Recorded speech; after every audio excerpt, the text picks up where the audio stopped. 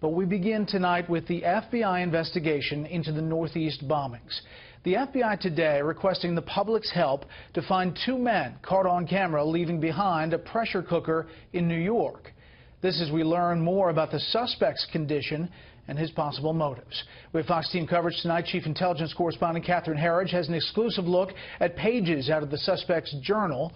But first, senior correspondent Rick Leventhal, who's been following all the latest developments, joins us from Newark with some breaking details on the suspected bomber. Rick?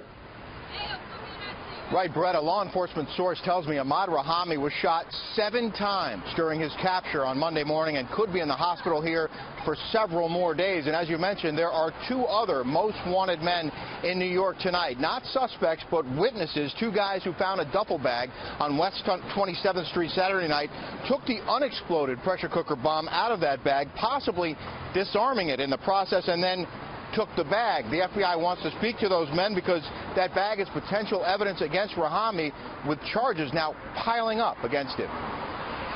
Terror suspect Ahmad Rahami remains under guard at University Hospital in Newark, New Jersey, unconscious and unable to speak after multiple surgeries for gunshot wounds, according to law enforcement sources. When he's able, his next stops will be jail cells and courtrooms. In addition to the 5 counts of attempted murder of law enforcement officers and weapons charges from a shootout with police during his capture, he now faces 10 federal counts for the numerous bombs he allegedly planted in New Jersey and New York last weekend. The first case to proceed will be the federal case brought yesterday in Manhattan Federal Court. We have filed a writ for Rahami with the U.S. Marshal Service, and we expect that he will soon be brought into this district. This is a copy of Mr. Rahami's journal. Today in Washington, at a House Homeland Security hearing, Congressman Michael McCall, the committee chairman, held up a photo of the journal Rahami was carrying when he was caught, splattered with his own blood after he was shot in that gun battle with Linden, New Jersey police. In the journal, Rahami praises terror leaders Anwar al-Awlaki and Osama bin Laden and writes, "Inshallah, God willing, the sounds of the bombs will be heard in the streets. Gunshots to your police, death to your oppression." Authorities say a dozen of Rahami's fingerprints were on the unexploded pressure cooker bomb found on 27th Street, and say he ordered many of the bomb's components on eBay.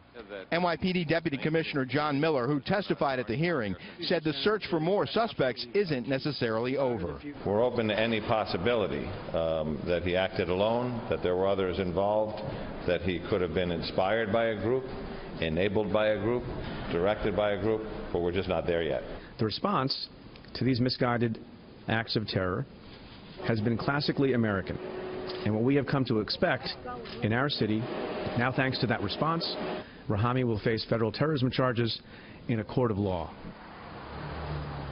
Law enforcement sources tell Fox Rahami's wife is cooperating with the investigation and speaking with the FBI, and agents also want to speak with Rahami, of course. We're told that agents are near his bedside waiting to question him whenever he's physically able. Brett? Rick Leventhal live in Newark. Rick, thank you.